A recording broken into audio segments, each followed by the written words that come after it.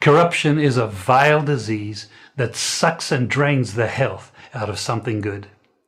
Corruption in society is an evil moral infection that keeps community in the state of perpetual sickness.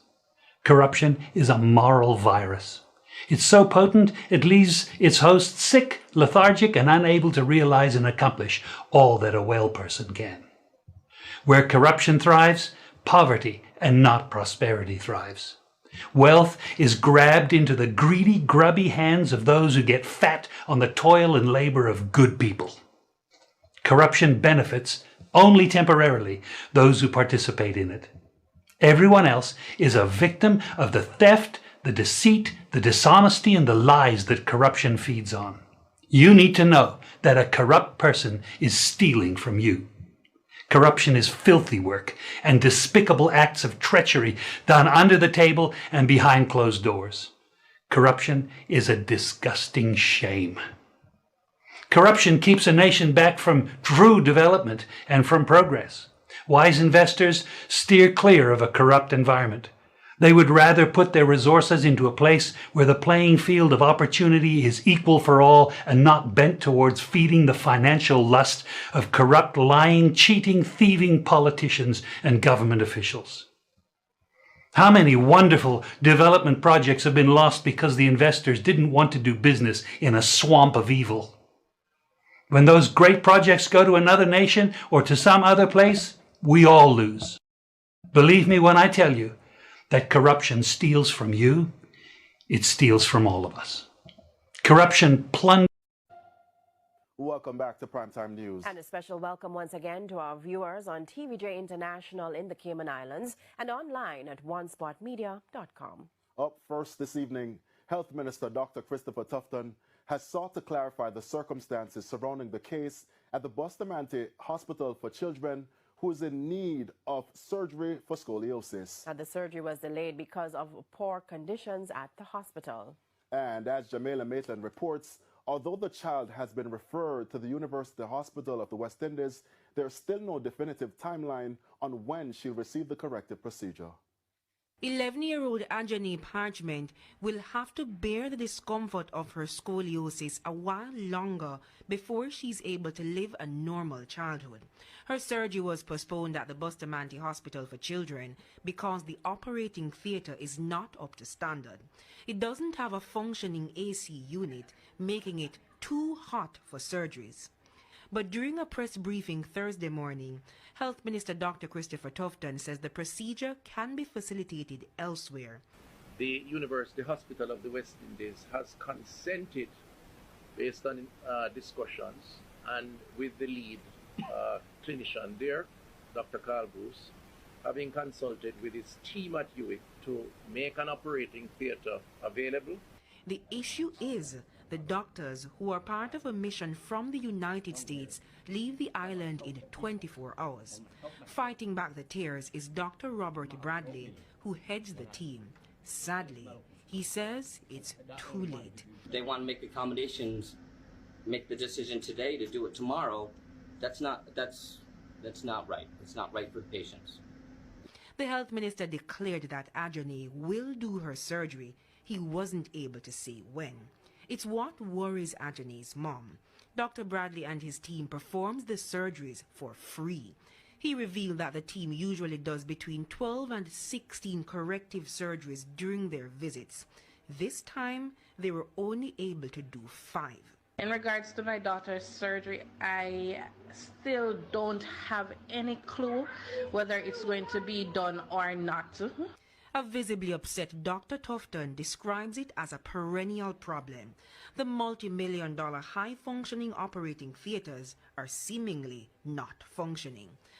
I have asked for a draft terms of reference to engage a private entity to coordinate the overall maintenance of the plant of a health facility.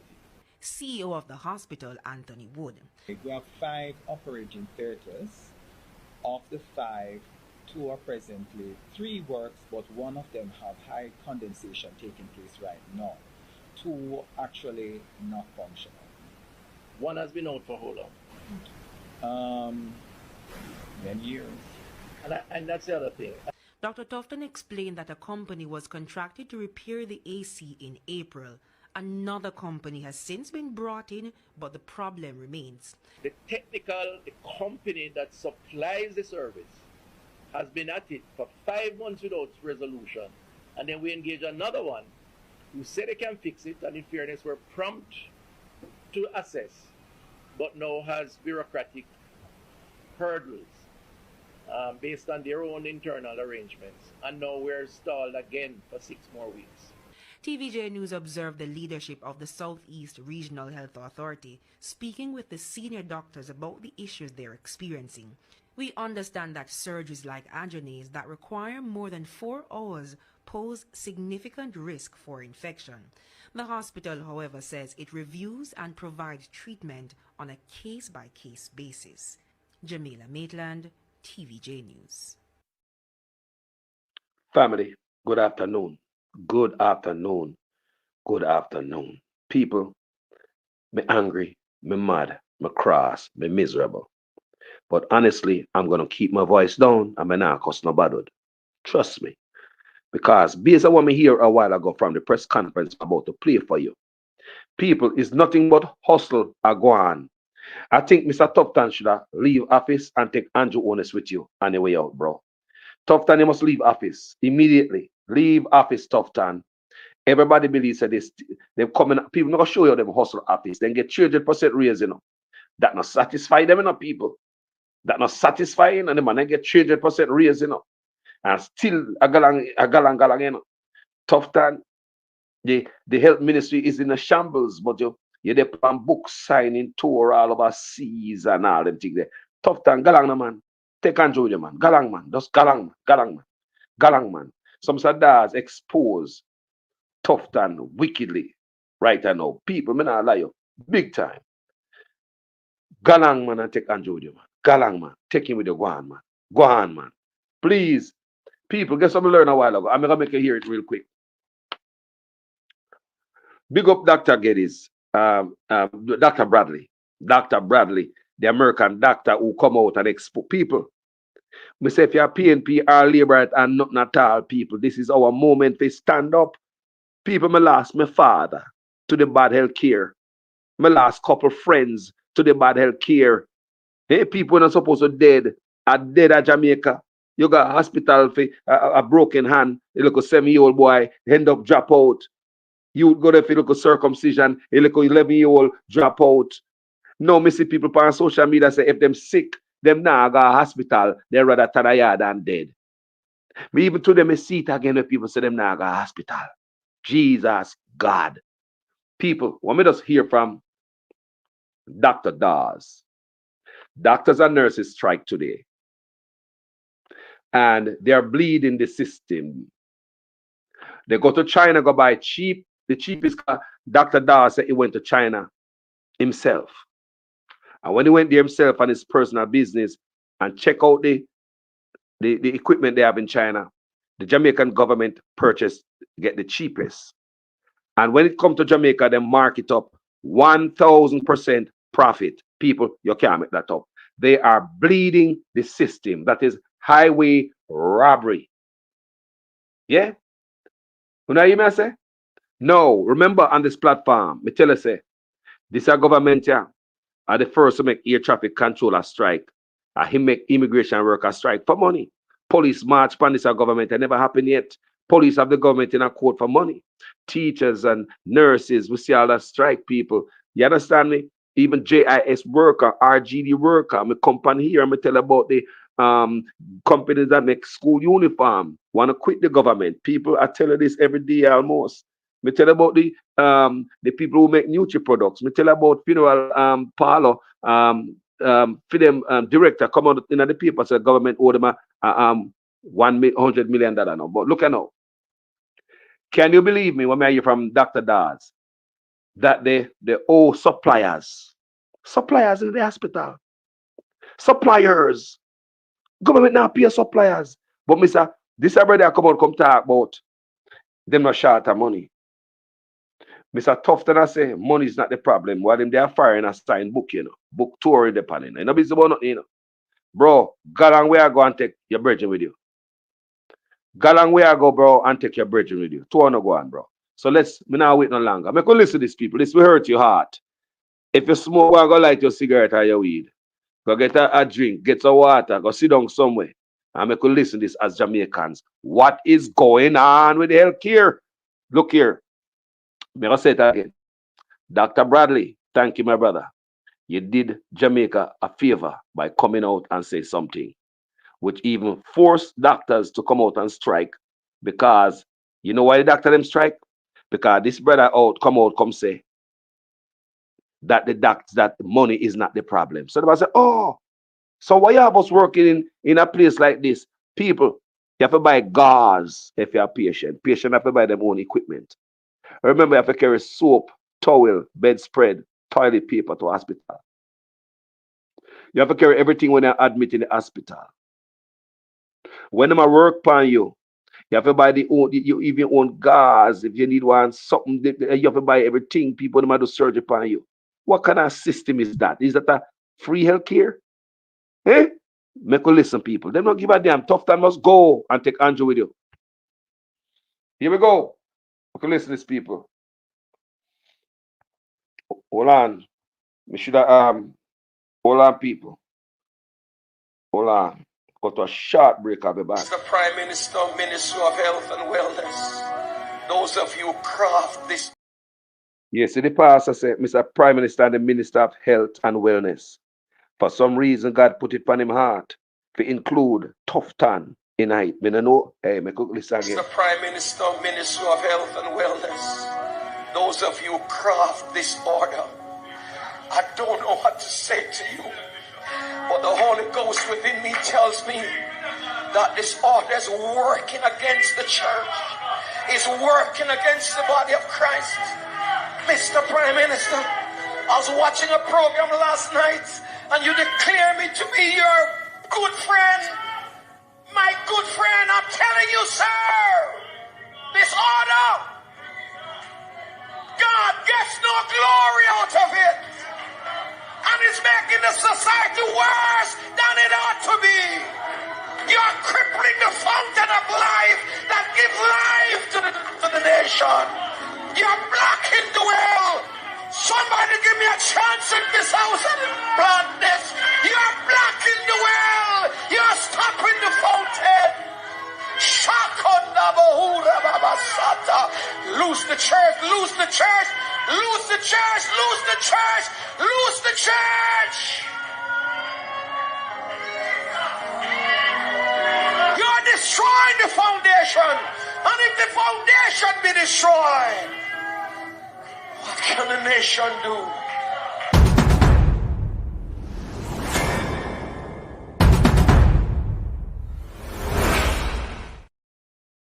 People, it's a sad day. Make we listen to this. Welcome everybody on board. Producer Wayne, big up yourself, my brother. Make you hear what I go on now.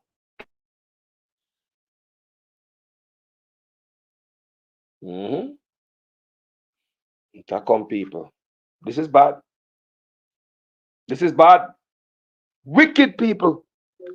$1,000 markup. Good morning, ladies and gentlemen of the media, and good morning to our viewers on social media pages representing the People's National Party. My name is Nikisha Bertel. I'm the Information and Public Communication spokesperson for the People's National Party. And this morning, we've called you here to listen to some plans, some suggestions, and some issues we've identified in the health and wellness sector within the government. Guys, can you hear good? Me want to hear if we not hear good. It nice and crisp and clear. Are you guys hearing well? Tell me in the comment section. Because I hear it already, you know. So I want you guys to hear it. Let's go. Thanks to every people. Share them, people. I want you to share this, you know. Whether you are PNP and Labour right, share this, you know. People, these are people. Me lose my father. Me lose several friends. Hey, me lose my brethren. My father trang man, you know, people. My father does have diarrhea and vomiting. At the first time I ever go to hospital. Me lose my father. Me lose one of my close brethren. The man go to hospital, the man does like him have ulcer stomach and the man does vomit blood. And one of the doctor tell him, say, the one doctor must give the man drip before him leave. And the next doctor did not give him drip. Eh? His son was right there. I pull blood for, I give blood for him father. In the hospital. The man up on the bed, I talk to everybody on the phone. The man got a hospital, no knockout, you know. My brethren went to the hospital, he was not out. He was talking to people on his phone. The man run out of gas. Because the next doctor never give him the blood what he need. The man run out of gas. I have another brethren who go down there unresponsive. Them send the man go down there unresponsive. Now, them not have no equipment down there. Them send him to an outside lab to do some check up, brain scan, right? Jugu the man on the bad road. The family have to pay ambulance and sit in people. Extra cost, you know. Jugu the man go one place, go make him do the test. Jugu, remember you're half dead when you come to hospital, your last breath. You're not supposed to live. Go away. And you hear the brother talk about it here, Dr. Dawes. And the man come back to the hospital, people, and there was nobody to read the result. You remember, you know? The family carry, remember the man half dead, you know, unresponsive. The jugu him out of the hospital, jugu the people around. When money did it, Tufton figure jail, you know. Tufton and Chang figure jail. Remember me always say it. We need to do a study, inquiry, in a dear time, under their reign. What happened, why them lose so much people? If you couldn't do better. How come so many people dead and who know? Let's watch this. Piss me off, man. We noticed that there are some issues with service delivery, resource allocation, and patient care. For us in the opposition, it's about the restoration of dignity and a call for accountability. To keep the government honest, this morning, our spokesperson for health and wellness, Dr. Alfred Dawes, is joined by deputy spokesperson in the same sector, Jesse James Clark, who is also a counselor and a medical professional himself. Today, you'll notice they're dressed in black. They're sending a signal to the government that time comes and time is actually up on the care that they are supposed to be giving to the country that they're lacking in. Dr. Dawes will lead us off. He has some suggestions, and I want you to listen, stay tuned, keep your questions, and ask them at the end of the presentation. Dr. Dawes will be followed by Mr. Clark. Please listen carefully. Thank you. Thank you, Nikisha. Good morning or good afternoon, everyone. Today, I ask that Jesse accompany me in wearing black because as a former president of the Jamaica Medical Doctors Association, I stand in solidarity with the doctors across Jamaica who are protesting today the uncalled for blame game that is picking administrators against doctors, suppliers against the Ministry of Health in what is effectively crisis management, where we are seeing the Ministry of Health falling apart and there is a reluctance for the persons where the buck stops to accept responsibility. Now, I have to say to the hospital administrators who have for years propped up the system with whatever little budgetary support that they have had, they have to listen to the rhetoric today where it is being said that the money that they have asked for repeatedly in their budgets and have been denied year after year is not the problem. Instead, they are. The doctors who have been sitting in the moldy clinics with fungus coming from the roof tiles, the hot clinics without a working fan and AC units, who are there just so they can see the patients, and they're making that sacrifice because it is about the patients. They try to get things done. The doctors at Bustamante Hospital who have been still, in spite of the substandard conditions, trying to knock out some of the cases so that the children with surgeries that do not require a prolonged period of time in the operating theater can have their procedures done. Those very persons who have been propping up the system are now being raked across coals, and they are expected to show up for work tomorrow and put out as much as they have had in the last few years. Now, I know that in the coming months, as it has been in recent times, there will be a lot of complaints about the health sector because we are at a tipping point. And this is why you are seeing so many stories about inefficiencies, cancellations, poor experiences, people dying, lack of equipment, whether it's an ambulance or a ventilator. All of these stories are emerging on social media because just like with climate change, it has been going on for a while. And now the system has reached this breaking point. And just as how we're seeing flooding in the Sahara Desert and earthquakes all over, hurricanes, typhoons, and cyclones. People, I want to share the live, you know. This is not a normal live, you know. The brother got dash out Tufton secret in a road like a dirty jars water. You know, they wash out your draw them and you dash your water in there. Yes, I that me a tab. Boy, people. My God, people piss me, you know. Piss me off. Wait, man. Listen, the man I go down in some Tufton. I want to hear this, you know. Because I'm a PR stunt, man. He never want the doctor come out, come tell me what happened that day. Listen. Now we are faced with what happens when a system that has been funded but defunded of the resources where they ought to go is creaking under the weight of increased utilization. That is what we're experiencing. And unfortunately, my fellow Jamaicans, the health sector is not getting better. What you're experiencing today is the beginning of it getting worse. Jesus. Now, as the blame game is starting and it is shifting to the suppliers who are owed money by the Ministry of Health, the administrators, and the nurses and doctors who are doing the actual work, I do not want there to be a situation where the public turns against the very people who are helping them. No. Instead, hold on. We stand with the doctor, them, you know. We stand with the doctors and nurses right now. We're going to have a moment of silence. Show us we stand in solidarity with the doctors that were on strike today. A quick moment of silence, people.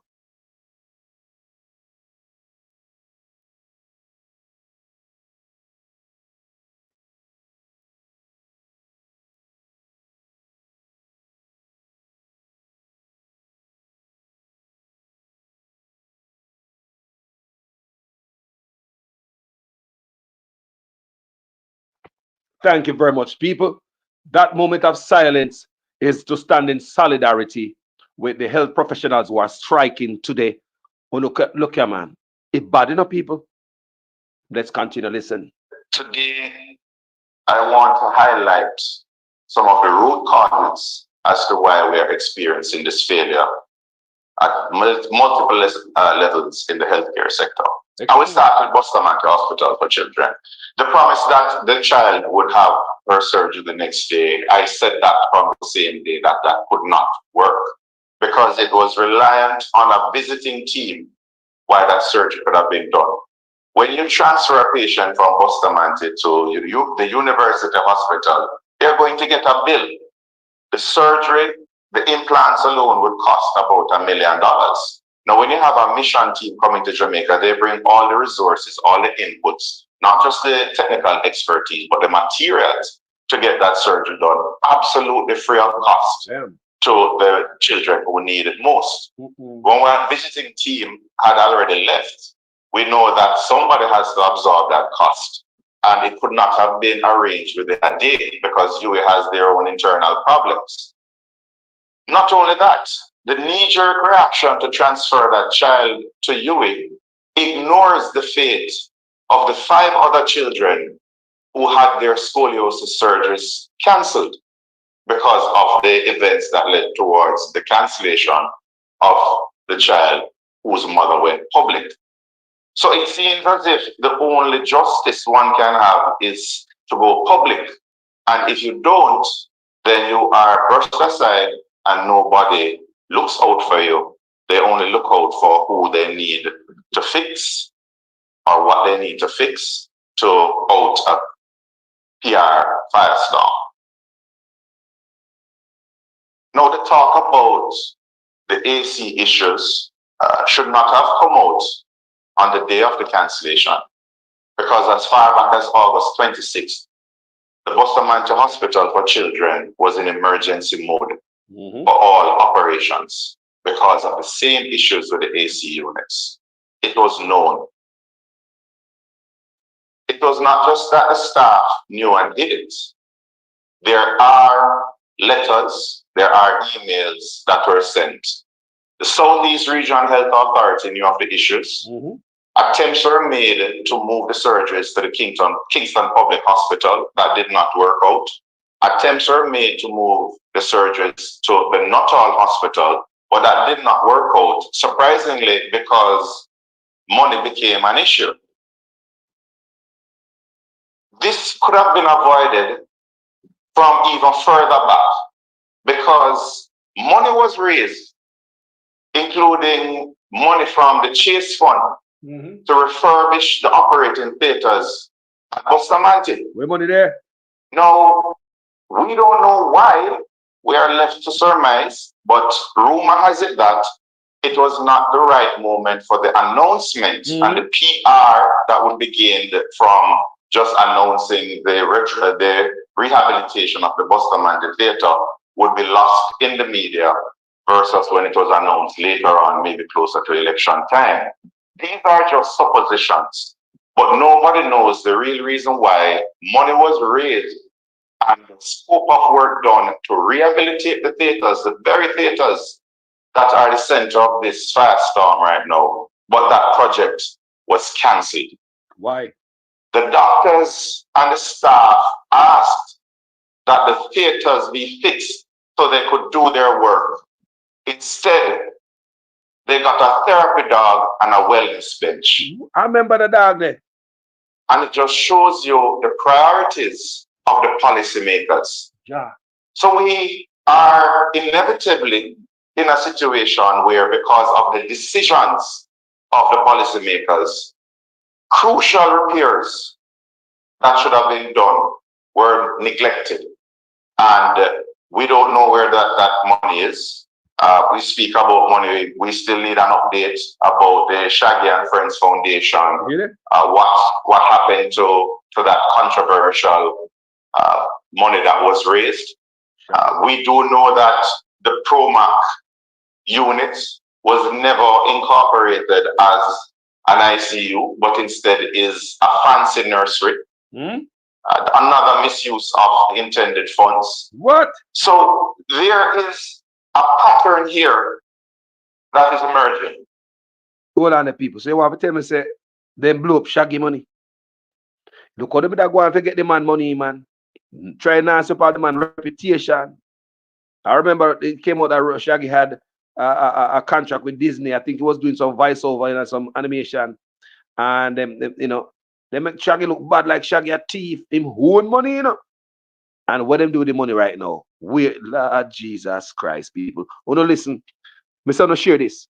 Wanna share this, share this, share this. Make wish we not go see what go on with the healthcare system. We can people, everybody go in the office and hustle it. 300% raise is not enough for them. Everybody go in the office and hustle it. Why would the country go down? Go down. And when you delve deeper, you realize that all of these patterns have root causes, and that is what is leading to the collapse of the health sector now. Now, for one, this blame game about getting new machines and they're breaking down in a short space of time. Listen this. It seems like it makes sense at first until you delve into what type of machines are brought in. Now, I have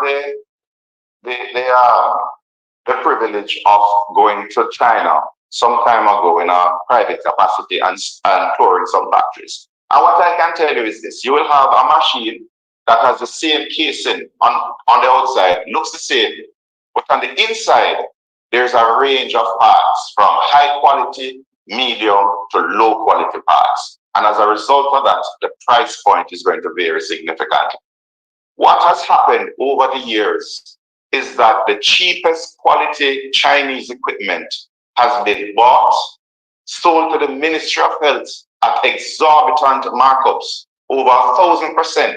When I hear some of the prices from some of these machines, I know that they cost a tenth of what they're being resold for. Now, I'm not against capitalism, but there's a type of capitalism that is rapacious and it is sucking out money out of the Ministry of Health. People. Who?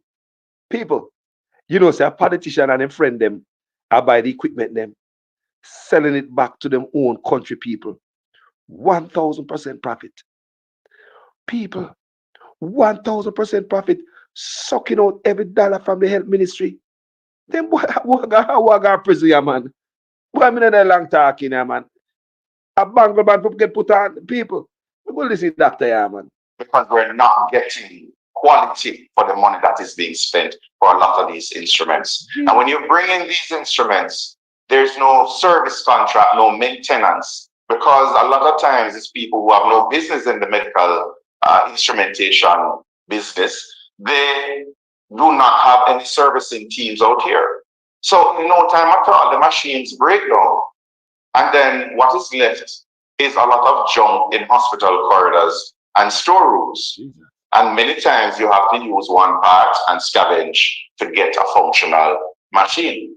So when we talk about equipment going down and it is the fault of the administrators for not taking care of them, this needs to be taken into consideration when we cast judgment on the people who are using the machines and who are tasked with repairing and maintaining the machines without a maintenance budget. There's also a significant conflict of interest in the procurement process, resulting in companies that are connected to the stakeholders and decision makers in the procurement process. Hold on, man. Hold on, man. So companies were connected to politicians. Politicians make some local company like what Andrew owners make. We call them company. The local company again. I mean, shell company. Yeah, and them company that buy equipment from China, cheap ass equipment, and I sell back to your own people for 1,000% profit. Yeah, I jail no found figure, man. People not tell me, man. People not jail them. Jesus Christ. No, God Almighty. This. Let me listen. Look at this here, man. Sure. Quality for the money that is being spent for a lot of these instruments. And when you bring in these instruments, there's no service contract, no maintenance, because a lot of times it's people who have no business in the medical instrumentation business. They do not have any servicing teams out here. So in no time at all, the machines break down. And then what is left is a lot of junk in hospital corridors and storerooms. Damn. And many times you have to use one part and scavenge to get a functional machine. So when we talk about equipment going down and it is the fault of the administrators for not taking care of them, this needs to be taken into consideration when we cast judgment on the people who are using the machines and who are tasked with repairing and maintaining the machines without a maintenance budget. There's also a significant conflict of interest in the procurement process, resulting in companies that are connected to the stakeholders and decision makers in the procurement process entities being awarded contracts. Yeah. And it is this broken procurement system that is manifesting in several ways. Yes, sir. It manifests in the owning of a funeral home by a councillor in the minister's constituency. Hold on there. La la la la la la la la la la la. People, we hear about Archer's funeral home on social media from Spanish Town. Don't we hear about it? And it is alleged that Tufton have shares in it. I mean, I asked on this platform a couple of days ago, Mr. Tufton, come tell me if you have shares in a funeral home. Are you Mr. Grim Reaper? Are you the Grim Reaper? Me could listen to the grip. Lord Jesus, I'm going to share this. Jesus Christ. Thief! Thief! Thief! Grab him! Grab him! Back him up! Back him! Thief! Over the years is that the cheapest quality Chinese equipment has been bought, sold to the Ministry of Health at exorbitant markups, over 1,000%. When I hear some of the prices from some of these machines, I know that they cost a tenth of what they're being resold for. Now, I'm not against capitalism, but there's a type of capitalism that is rapacious and it is sucking out money out of the Ministry of Health because we're not getting quality for the money that is being spent for a lot of these instruments. And when you bring in these instruments, there's no service contract, no maintenance, because a lot of times it's people who have no business in the medical instrumentation business. They do not have any servicing teams out here. So in no time at all, the machines break down. Hustle. And then what is left is a lot of junk in hospital corridors and storerooms. And many times you have to use one part and scavenge to get a functional machine. So when we talk about equipment going down and it is the fault of the administrators for not taking care of them, this needs to be taken into consideration when we cast judgment on the people who are using the machines and who are tasked with repairing and maintaining the machines without a maintenance budget. There's also a significant conflict of interest in the procurement process, resulting in companies that are connected to the stakeholders and decision makers in the procurement process entities being awarded contracts. And it is this broken procurement system that is manifesting in several ways. It manifests in the owning of a funeral home by a councillor in the minister's constituency, and that funeral home is getting all of the contracts in the Southeast Region Health Authority, and therefore poor people have to travel from KPH, going all the way to Spanish Town to identify and claim the bodies of their loved ones while going through the grieving process. But we hear that that whole tender process was above board. It looks away. It is a broken procurement process why an electronic health record system could go to tender for $370 million. And when all of the bidders are excluded and one party is settled upon, the contract signed with that party is not for $370 million, but $800 million. Jesus, why? People, them are rob way, people who got jail. Remember, man? People, them are rob way. You don't hear that? Expose them, Dr. Daz. Expose them, sir. Expose them, man. You need an express conference to kaka. Look at people. How often I hear? Jesus. When I hear good, whoa, them are rob the country. No, them are drain the country. No one that nothing can fix. Like everybody coming and decide to rob. They just not fix the country. That's what I said Jamaica is allowed to drop free fall. Jesus, gotta walk out prison. Companies that are connected to the stakeholders and decision makers in the procurement process entities being awarded contracts. And it is this broken procurement system that is manifesting in several ways. It manifests in the owning of a funeral home by a councillor in the minister's constituency, and that funeral home is getting all of the contracts in the Southeast Region Health Authority, and therefore poor people have to travel from KPH, going all the way to Spanish Town to identify and claim the bodies of their loved ones while going through the grieving process. But we hear that that whole tender process was above board. It looks away. Tell me more. It is a broken procurement process why an electronic health record system could go to tender for $370 million.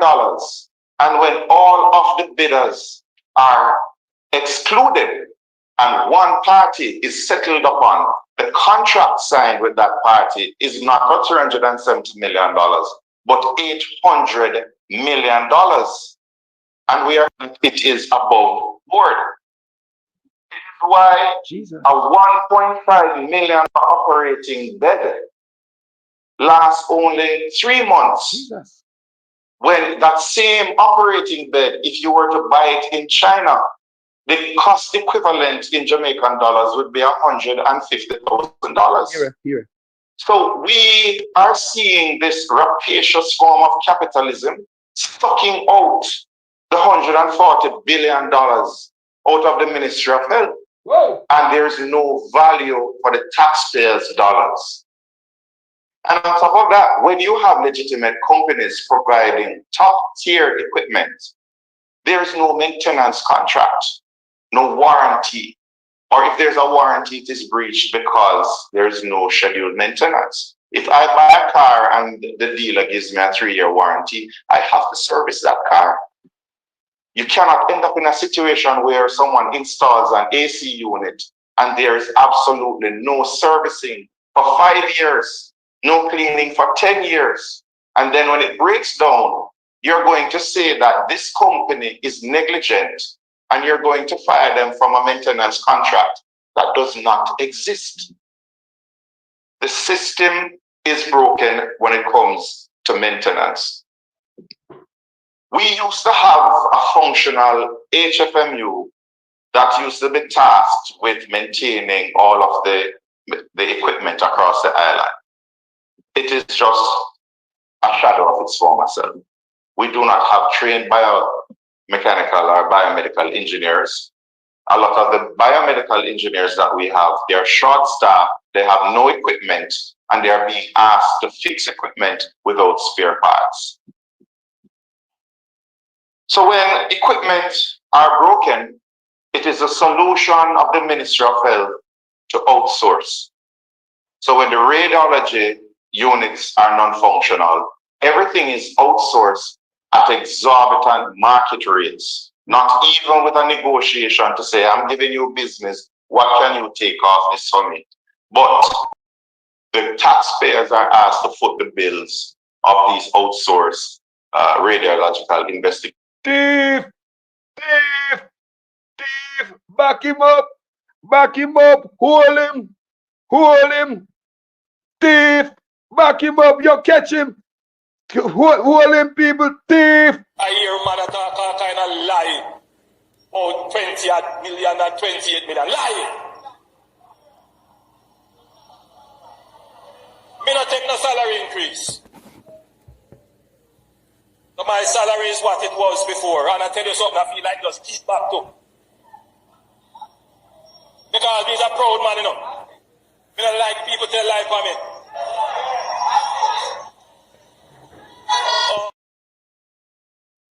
So if that go on there, so the police carry them where them a buy and they bust them.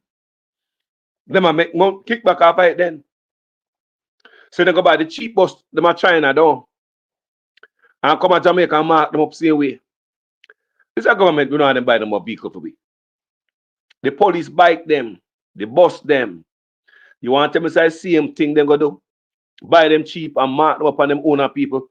I swear to God, people will start going to jail. And because it creates another bottleneck with the ambulance system transporting patients to these private facilities, we do not have a functioning emergency medical service, and patients have to wait for weeks at a time sometimes before they can get an ambulance to take them to a private facility for their investigation.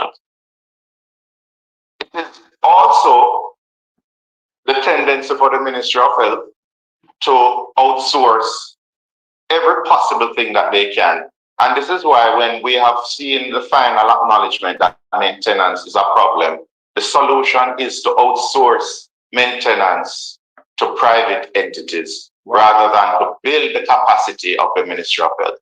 So the $140 billion has really gone into the ministry and has just flowed right back out through a revolving door where the services are provided without good value for money, when faulty equipment, substandard equipment are provided at 1,000% markups at times, when good quality equipment are provided, but no maintenance contracts are in place, so they are bound to go bad. That is what is happening right now. And this is why we are at a tipping point in our health service. Jesus. And this is because the useful life of a lot of these equipment is here. So we're going to have more equipment breaking down. And because we don't have a maintenance unit, we're going to start going negative. Jesus, that's bad. People, remember say $600 billion has gone missing or unaccounted for from out of Tufton ministry. 900 billion from Flaval ministry, and the rest from the Prime Minister office himself. Remember, me tell you guys that the $21 billion down at Cornwall Regional Hospital, me tell you say, if you look good, you'll find such man name. They're close to that, the money they too. The whole of them are work power with people. Them just have, oh, Jesus Christ.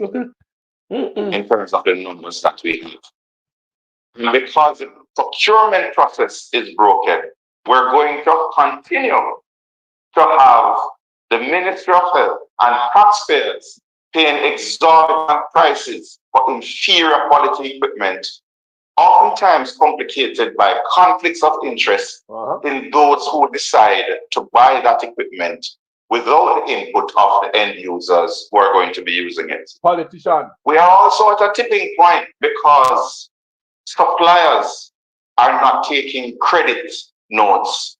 They're not taking letters of commitment from the Ministry of Health because they're just not being paid. Yeah. And this is why it is a surprise to many who are owed millions of dollars to hear that there is no money problem at the Ministry of Health. The suppliers are surprised. The patients who are asked to buy the stitches that are needed to perform the surgeries, the meshes that are needed to perform the surgeries, the orthopedic patients who, when they take a commitment letter to one of the companies that provides implants, screws, plates, and so on, they are told that they are not honoring those letters of commitment because Ministry of Health does not pay them, and they cannot afford to go bankrupt because the ministry that doesn't have a money problem does not pay its debts. Una hear what we are hearing? Una hear what we are here? We spend the most. The financial superpower of the Caribbean. Them boy hijack the country and thief 300% raise. Who don't give back that raise there? Let's listen. Lord Jesus. Lord Jesus. No, sir. What is we are here? Yeah? No. This I need crowd. Make me back you up just a little. Good quality equipment are provided, but no maintenance contracts are in place, so they are bound to go bad. That is what is happening right now, and this is why we are at a tipping point in our health service. And this is because the useful life of a lot of these equipment is here. So we're going to have more equipment breaking down, and because we don't have a maintenance unit, we're going to start going negative in terms of the numbers that we have. And because the procurement process is broken, we're going to continue to have the Ministry of Health and taxpayers paying exorbitant prices for inferior quality equipment, oftentimes complicated by conflicts of interest in those who decide to buy that equipment without the input of the end users who are going to be using it. We are also at a tipping point because suppliers are not taking credit notes. They're not taking letters of commitment from the Ministry of Health because they're just not being paid. Wow. And this is why it is a surprise to many who are owed millions of dollars to hear that there is no money problem at the Ministry of Health. The suppliers are surprised.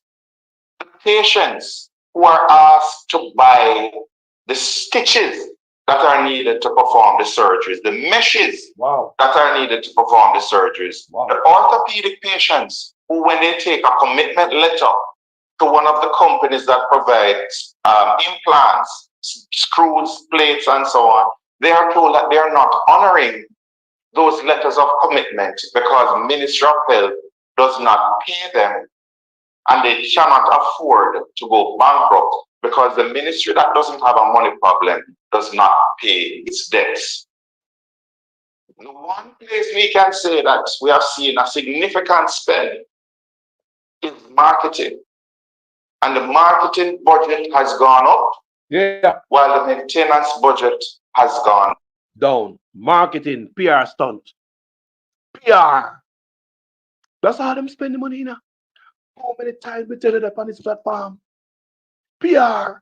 Hey. down. But it has been masked, wrapped in layers, and called health promotion. It is why, instead of promoting healthy eating with the Ministry of Agriculture, we have a lot of billboards across the island.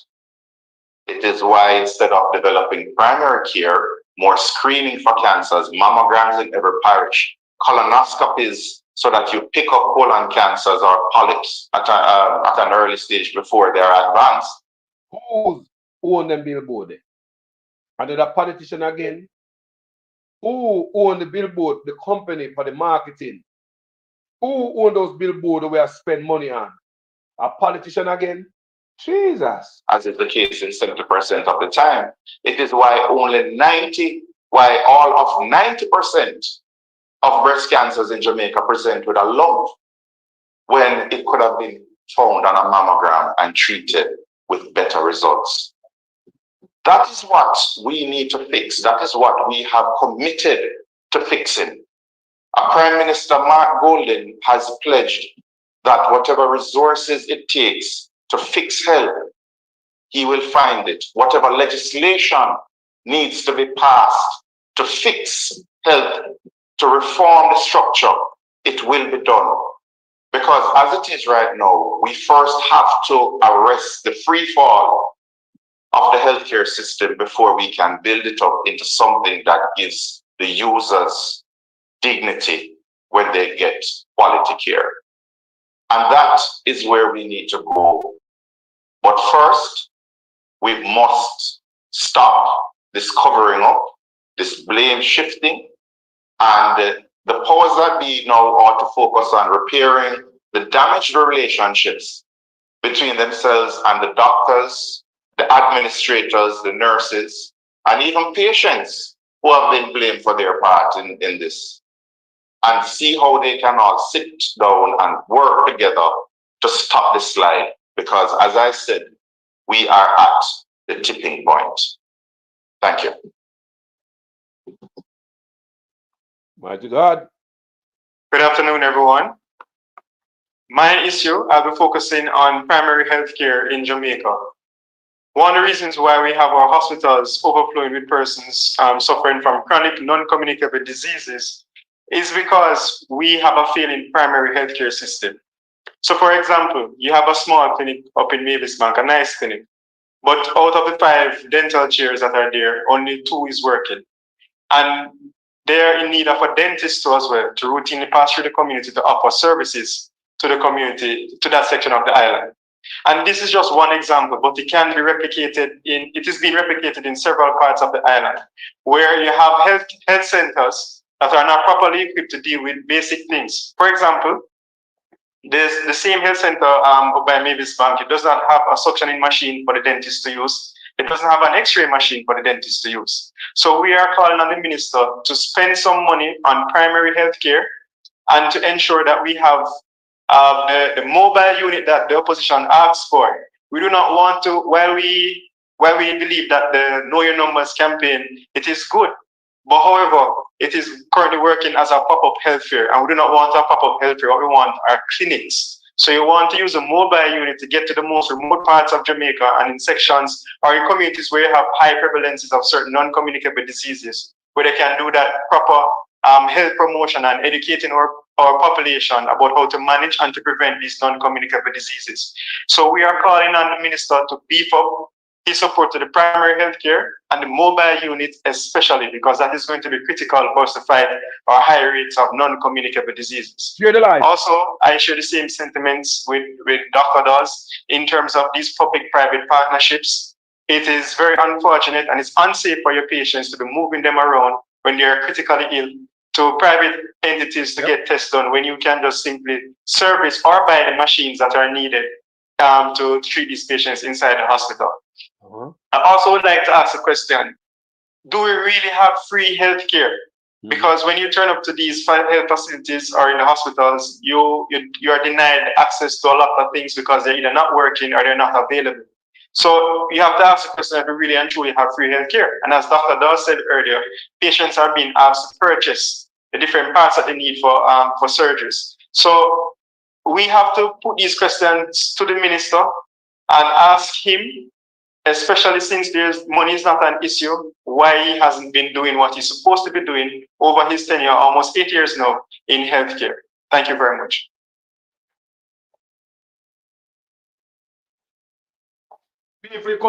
Ladies and gentlemen of the media, if you wish to pose a question to either Dr. Dawes or to Jesse James Clark, please do so by indicating if you're in the room, or if you're online, please use the raise hand icon and we'll identify you and have you pose the question to the respective person. Like up the live, share the live, people. Country broke, and then take 300% raise. No road not fixed. Courthouse, them do have toilet, can people and do the courthouse. Good afternoon, Safrana, Small from the Gleaner. Dr. Dawes, the minister announced a maintenance policy. I believe it came into effect in April this year. Are you saying that this policy has not been effective at all? You haven't seen it being working? No. Any maintenance policy that is going to be reasonably acceptable must have, as a part of the reform of maintenance, training. You have to train biomedical engineers. You have to have people who are trained to fix the machines, and we have to have parts in store. There is no preventative maintenance schedule. There is no increase in the maintenance budgets for the different health facilities. We have not seen where there's a move towards regular maintenance of preventative maintenance of machines. All that is happening is that maintenance is trying to fix whatever is broken. So it is literally chasing your tail, because a lot of times these equipment, it doesn't make any sense to try to repair them. Because as I said, they're inferior quality machines that were chosen for the best value for money. Best value or the cheapest of the lot in the warehouses in China. So a comprehensive maintenance plan must include training, increasing the core of maintenance engineers, stocking parts, as well as going through all of the contracts that have been signed and make sure that you sign warranties and preventative maintenance contracts with the supplying entities. And if an entity just does not have that footprint locally, then they just don't meet the qualifying process for the bid. It's as simple as that. There are just too many hustlers who are going to China and buying some equipment, putting big markups on them coming down, and they don't know how to fix them. So I don't buy this, that there is a maintenance policy that is in place. The HFMU is still gutted. There has been no significant increase in the cadre of biomedical engineers, and the maintenance budgets across the regions have not increased that significantly to deal with the challenges that we are experiencing today. There's a question for you online. It has to do with procurement transparency. Dr. Dawes, can you provide examples of how conflicts of interest have influenced equipment procurement? How widespread is the issue in the healthcare system? Well, I'm not going to speak to examples because it will betray my confidential sources, but I can tell you that it goes across the entire length and breadth of Jamaica. And what will happen is that a doctor or a group of doctors will say, this is the equipment that we need to provide our services. They send off those requirements, it goes up to somewhere, and then it comes back down. It's signed off on already, they dispute it, and then what shows up is a machine that is completely incompatible with what they ordered. And a lot of times, it's a machine that is far more expensive. Or they may choose a machine to say, all right, this is the best value. It's not the $20 million one, but it's the $14 million one that gives you close enough functionality as a $20 million machine. But it is way better than the $10 million machine. But what comes is a $20 million machine. And that is where the value changes significantly between the 14 and 20 million. And nobody can account for why the $6 million difference was chosen. You know, it doesn't make any sense. And I mean, I have mentioned that there are some very suspicious instances where procurement is above board, but it looks funny. And one of them is the elimination of all of the bidders for the electronic health records contract for $370 million. And then an $800 million contract is signed with the preferred bidder. Now, how did that change? When you have an $800 million call for tender, it is a different caliber of bidders that you're going to get compared to a $370 million contract. So if it was up scoped to 800 million, it should have gone back to the tender process. That never happened. We still do not know why only one funeral home got all the contracts in Kingston when there were several options. Now, there are a lot of people who don't want to go on record because they still do a lot of business with the government and they are terribly afraid of victimization, or they have a lot of money that is owed to them by government and it is being held over them to say that they must fall in line if they want to get paid. Damn. So they're not going to come out. But I can tell you that there are certain institutions that will invite the probe of the Auditor General or one of those entities to look at the books and look at the procurement process. Because there are some companies out there that are connected through a network of shell companies here and overseas, where the beneficial owners are decision makers. Damn. There's a question from Mahiri Stewart from Nationwide. Dr. Dawes, you highlighted, outside of the main topic for today's presser, your worry for chronic or non-communicable illness detection in Jamaica. Could you expound on your worry where this is concerned? Cancer rates are going up. And it's not just that cancer rates are going up because we have an aging population. We're just not screening.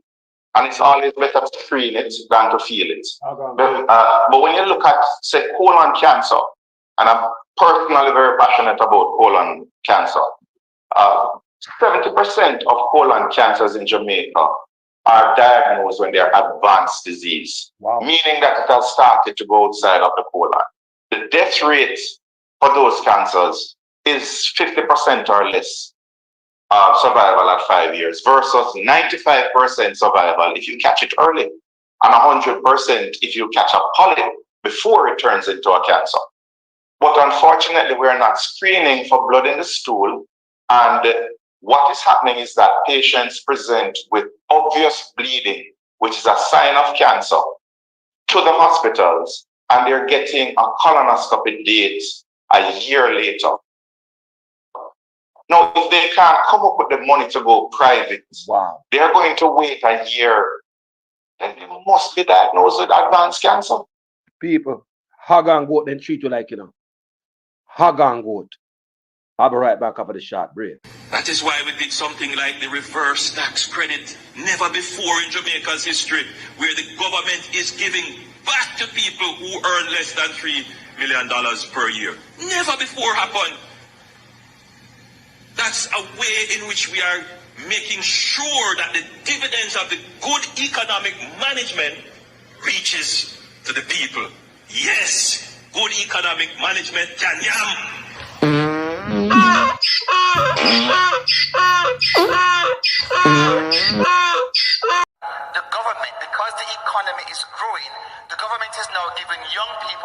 registered in heart approximately $150 each month to help them with the bus fare and help them with the lunch money. So nobody has any excuse not to go to school to learn a skill, because you're getting help with the bus fare and help with the lunch money as well. If that is not transformational, I don't know what is. So if that is not transformational, I don't know what is. So Has to be. When you don't have working mammograms, I think only recently we got 2 working mammograms. It's Breast Cancer Awareness Month. I could go on forever about it. We have only 2 working mammograms in the public health system. Damn. And as a result, 90% of all breast cancers in Jamaica are felt with a lung. Damn. Now, ladies, if you have a lung, it means that you have had cancer for over a year. Jesus. So it is always better. And this is a lung that causes cancer. Let me clarify. But if you have cancer over a year, 18 months, when it could have been picked up with a mammogram, versus when you finally feel it and go to the doctor, there's a massive difference in outcomes in terms of the morbidity, the death rate, the cost of treatment, and of course the complications from the treatment. So when we talk about screening, it is not just a matter of checking your blood pressure and checking your sugar. That's fine. But the number one risk factor for cancer in Jamaica and worldwide is bad luck. You could eat right, you could exercise, but one of those cancer cells that you're producing now, as we speak, invades the immune system, and that is what leads to cancer. And we are seeing cancers in younger and younger men and women. And we are not doing anything at all to have a national screening program for breast cancer. We do all of the pink runs and smile for the cameras in October. And for the next 11 months, there is no attention paid to screening for breast cancer. Prostate cancer was last month. Hardly anybody knew anything about Prostate Cancer Awareness Month. It's the number one cancer in Jamaica. And more men die from prostate cancer than any other cancer, more than women die from breast cancer and colon cancer put together. Yeah. So we are dealing with not just an aging population, but the younger people are getting cancers. So we need to be screening more. And instead, we are putting up billboards talking about eat your fruits and vegetables instead of pumping that money into primary care, as Jesse said, where it will have the greatest impact, where when you discover the high blood pressures, you get treatment for the high blood pressures, so you don't end up being one of the 7,000 stroke victims annually, where half of people with diabetes don't know that they have diabetes, and they never get screened to pick it up, where prostate cancer presents in too many cases with back pain because the cancer has spread to the back. So we need to do better as a country. And we know, because the epidemiology unit collects all of this data. This is not stuff I'm making up. This is stuff coming out of the Ministry of Health. So it's a policy decision of where you allocate the resources.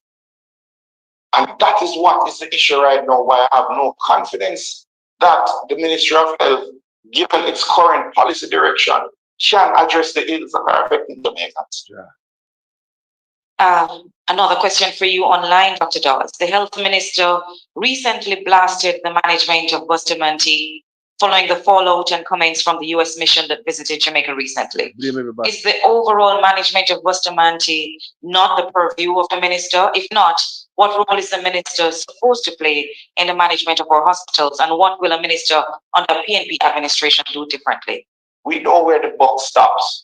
If you build in accountability systems, nobody can tell you that something happened and you don't know about it, or they can't be held accountable. So I don't subscribe to this, it's the management fault. I mean, I even heard that it is the doctor's fault for being reluctant to transfer the patient. Otherwise, they would feel inadequate. Look, I know these doctors at Bustamante. Some of them are stalwarts, giants in the medical field. I was trained at Bustamante, and I know the caliber of doctors, and it has nothing to do with ego, why a lot of times patients can't leave an institution.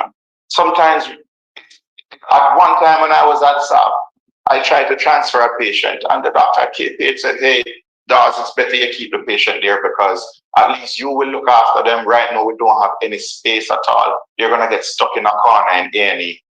And sometimes that is what happens. The receiving hospitals can't manage the patients because they're overcrowded. The other day, you will stop taking patients. KPH is constantly overcrowded. So the receiving hospitals can't accept the patients. And that is what happens a lot of the times. Or sometimes the patient may be too unstable. So I don't buy that about the doctors, and I certainly don't buy it about the administrators. What I would love to be answered is why is it that that theater renovation project sponsored by Chase and other entities was cancelled? The final question for you, Dr. Dawes, and it also comes from online. It says doctors are reportedly protesting today. What message would you like to convey to the medical professionals participating in this protest, to the government in light of their concerns, and to the patients affected by this action? I'm often reminded by those who hear me talking now about the quality of healthcare that 9 years ago, as president of the JMDA, I was protesting about conditions in the healthcare sector. Their spin on it is that I should not be talking now because I was talking then and the conditions are better now. But I think it speaks to my commitment, whether or not I'm protesting against PNP or GLP, because of the passion inculcated in me by my upbringing, that I am in a position to advocate for better healthcare, and I'm going to do it wherever I sit, in whatever office. And so as a result of that, I am standing in solidarity with the doctors who are protesting today, and I'm doing so by wearing black, and I'm saying today to all Jamaicans, support your medical teams that are advocating on your behalf, because they have been for far too long given basket to carry water. There could have been some debate about the effects of austerity 9 years ago.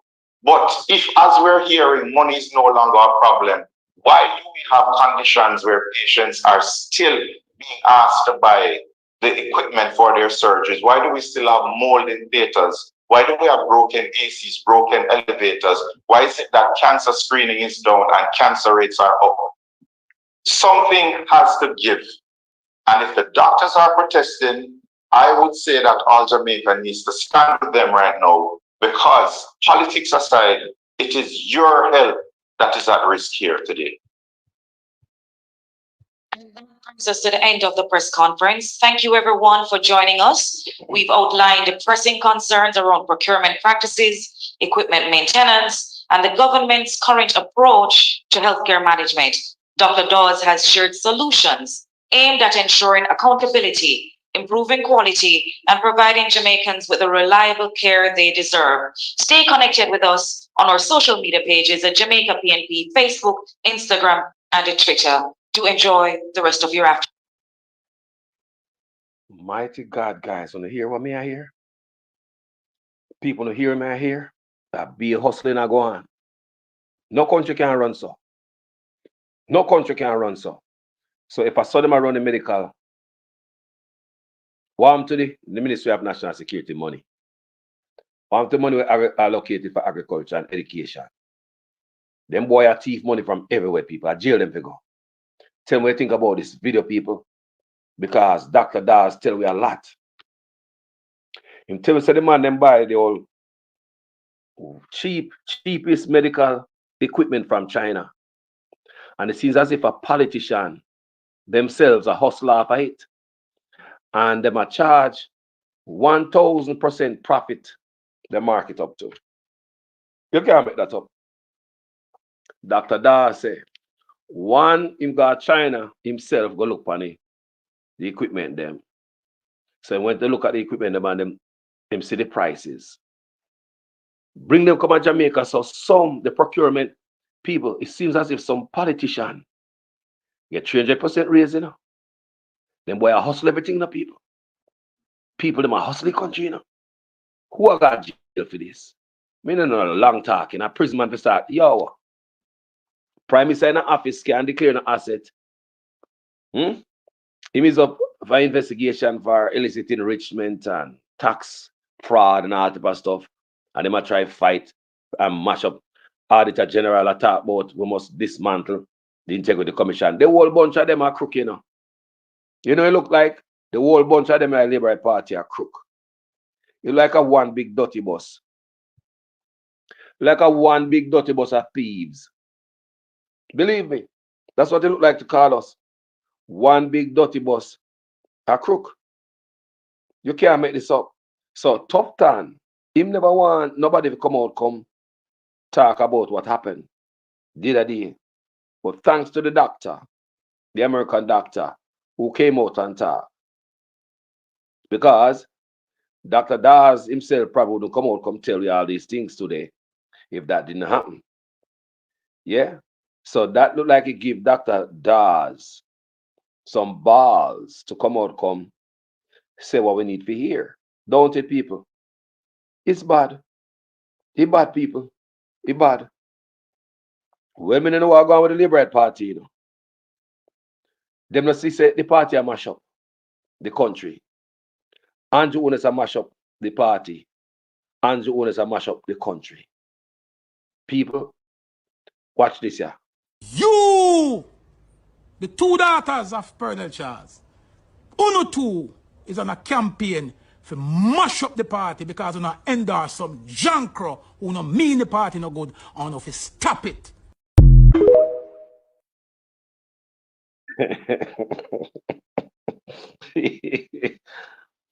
Brother Chopper, how about you, bro?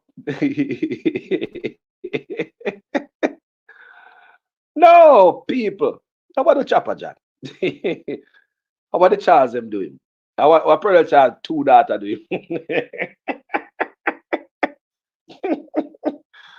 No, man, look watch you again. You, the two daughters of Colonel Charles, Uno two is on a campaign for mash up the party because you endorse some jankro who no mean the party no good and if you stop it. I don't know if you say about that more than us laugh. You know? Me need a little laugh after the sad video, yeah. Lord God. Colonel Charles, two daughter, Chopper John Dash. Chopper, what going over there? How what about do? They might fight against such man, they want to squeeze him out. Eh? I squeeze him and squeeze out such man. Eh? But he remarked all enough to say about the healthcare system. The issue of how the budget for health is being spent is a real issue for us because what is happening now is that the government is on a major spending binge of expansion of various hospital facilities and so on. And we know from experience that that is a problem in terms of corruption because if you look at Cornell Regional Hospital, which is a major hospital in Western Jamaica, that was supposed to be renovated at a cost of $2 billion. And how many years later, 6 years later, it still can't finish and the budget gone over $20 billion. Yeah, and you know, and there's been no accountability for that. None. So you can imagine what going at Cornwall Regional Hospital, people. And Mark Golden that talking, I think when he came to Florida that. And the diaspora, they hear their voice, oh, you hear the sound and talk about Cornwall Regional Hospital. That's from when him compare, you know. The PNP have a problem with all the budget, all this deliberate spending. But we'll listen to Mark Golden one more time. And listen when him talk about Cornwall Regional Hospital. Listen to the crowd. I find him there, you know. And you can't, so foreign people stay. Jamaica are foreign, they turn foreigner too. When certain point hit, nobody not stay quiet. They like, huh? Yeah. Listen. The issue of how the budget for health is being spent is a real issue for us because what is happening now is that the government is on a major spending binge of expansion of various hospital facilities and so on. And we know from experience that that is a problem in terms of corruption because if you look at Cornell Regional Hospital, which is a major hospital in Western Jamaica, that was supposed to be renovated at a cost of $2 billion. And how many years later, 6 years later, still can't finish, and the budget gone over $20 billion. Yeah, and and there's been no accountability for that, none. So when you are going, people. So even when Mark Golden copia from them time they might talk about it. You understand me? So like a pure thief we have in our office. I walk our prison, boy. I walk our prison. I walk our prison, people. No man, they not no heart. They man mash up healthcare, outsource everything to them friend. We have these outside labs. People them no love we. The man my hustle. Tufton to step down and take Andrew honest with you. Galang where I go. And nobody in the Labour Party if he say stop. Nobody. Eh? Nobody Prime Minister. You can imagine if a them a thing I go on. Can you imagine now a Cornwall regional hospital they go from 2 point something billion to $21 billion. Now you see what I go on. Now you see what I go on. So it seems as if politicians got China themselves go buy equipment and sell back to the healthcare. And the profit, $1,000, 1,000% profit. People can't make that up. They man them not love their country. They go see we as some money making as a product. Politicians see we as product people. I tell you all the time on this platform, The man them mark up the stuff, people. Who does that? So may I ask now, the bosses them, the JUTC boss what them have, are the same thing they do upon them too? Mark them up. How about the police car and police bikes? Are the same thing they do too? Politicians have name some food off the bus and everything are coming. Why? A prison of man for God people. Tell them what you think in the comment section about this video. My name is Jamaican Carlos, people. Must I tell you, it's a pleasure being here. Thank you so much. Guys, it's bad. It's bad, people. As usual, I am a student in a guys' class. Please make sure your comments make sense in every sentence. If for the first time on the platform, yeah, good. And hit the subscribe button and stay at home for great videos, great contents over here, Yeah, man, it's all about country. And a PNP page depend and a Labour page depend. I don't like them. I don't like politicians. Never 2x4 ready to beat any man to the country. Thank you so much, my gentle people. I'm out. Trace the DNA of SSL for me. Can you? Well, one of the biggest contributor to the financial meltdown was the Eagle Group. Yeah? SSL was formerly what we call Paul Chenyoung and Company. That was the stockbroking arm of the Eagle Group. You with me? Yeah, the man who used to run SSL, Mr. Croft Terry, he was the man who was running Paul Chenyoung and Company, the stockbroking arm of the Eagle Group. So that's where it came from. They went down with 14 billion and change for the taxpayer. That is in the FinSac era. 40 billion FinSac money that we're talking about. They to them amount was $14 billion. 14 million. Billion. And if we equate that today to today's money, that would be like 50 billion now. Oh, hallelujah. Yeah. Real money we're talking about, because back in the day, the dollar was better valued. Yeah, man. So the DNA of SSL come from down there, sir. Yeah, man, from the Eagle Group. The bloodline. Yeah, man.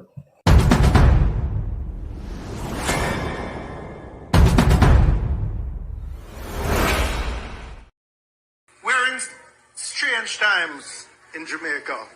We're living in strange times. Strange times because interesting behavior is rewarded.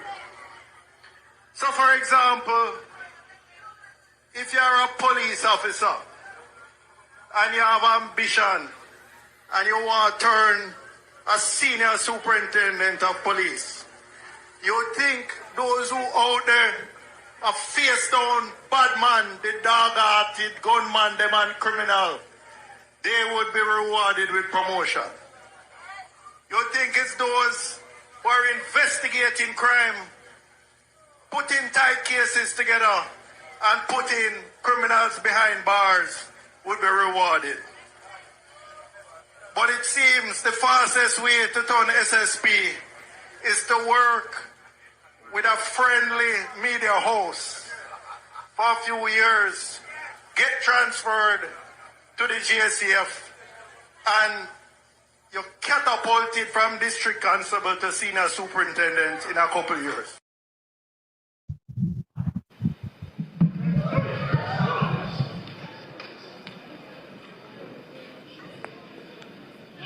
Take up your lazy ass. Take up your lazy ass. Go up there. You're gonna make the PNP first, you damn stupid.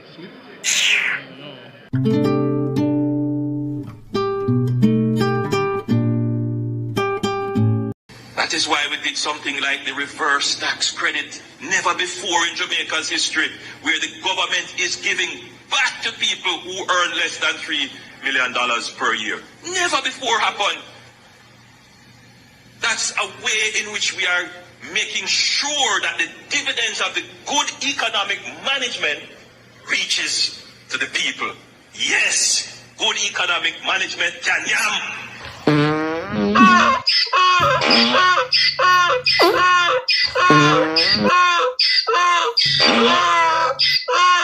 What is the difference between the ordinary thief and a political thief? Number one, the ordinary thief steals your money, your bag, your watch, and your jewelry, isn't it? But the political thief steals your future, your career, your education, your health, and your business.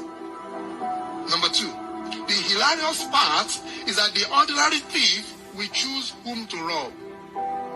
But you are the one who choose the political thief to rob you. Because we choose them. We vote them. We blindly say we are not blind. Who is deceiving who? The ridiculous part of the whole issue is that we will fight to defend and protect our belongings from the ordinary thief. Is it not? But we fight each other to defend and protect the political thief. Is that not what we do? Thugs will be fighting themselves to protect those that are stealing our career, stealing our job, stealing our health, stealing our success. What a shame. What a travesty. Calls for us to think and think deep.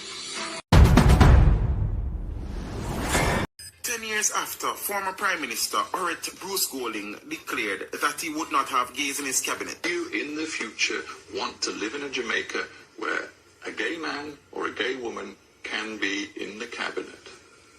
Sure, they can be in the cabinet, not mine. Well, they can't be in yours. Not mine. No, but do you think his successor, Andrew Michael Holness, has suggested that he would have no problems with homosexuals in his executive. Golding's statement a decade ago was made during an interview on BBC Hard Talk. They live in Jamaica where they can be and they should be, and it would be entirely natural for them to be so. I do not know that that is necessarily the direction in which I want my country to go. Holness' comment came in response to a question during his address to members of the Jamaica diaspora in Brussels on Sunday. Homosexuality is not a crime. As far as I know, it's not a crime. However, one of our Quorum Prime Ministers, Mr. Bruce Golding, said on Hard Talk that he will have no gays in his cabinet, and it went on to make Jamaica seem to be more of a homophobic nation than probably it actually is. Would you reiterate those words today, or absolutely not? No. It's not. Firstly, it's not my business. Neither is my interest to, and I don't. Whatever is in my discretion to distribute political. A person's sexuality, sexual orientation is not a criteria for the use of my discretion. Mr. Prime Minister, Minister of Health and Wellness, those of you who craft this order, I don't know what to say to you, but the Holy Ghost within me tells me that this order is working against the church, is working against the body of Christ. Mr. Prime Minister, I was watching a program last night and you declare me to be your good friend. My good friend, I'm telling you, sir, this order, God gets no glory out of it. And it's making the society worse than it ought to be. You're crippling the fountain of life that gives life to the nation. You're blocking the well. Somebody give me a chance in this house and plant this. You're blocking the well. You're stopping the fountain. Loose the church, loose the church, loose the church, loose the church, loose the church. You're destroying the foundation. And if the foundation be destroyed, what can the nation do?